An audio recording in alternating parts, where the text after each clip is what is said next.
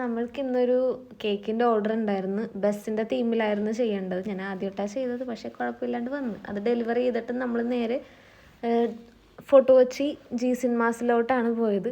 അപ്പോൾ അവിടെ 8 മണിക്കത്തെ ഷോയാണ് ബുക്ക് ചെയ്തത്. എത്തിയതൊരു ജസ്റ്റ് മുമ്പാണ് എത്തിയത്.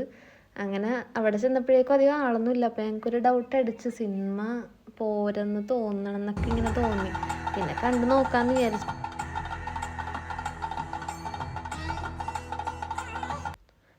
അങ്ങനെ സിനിമയൊക്കെ കഴിഞ്ഞ് ഞങ്ങൾ ഇറങ്ങി.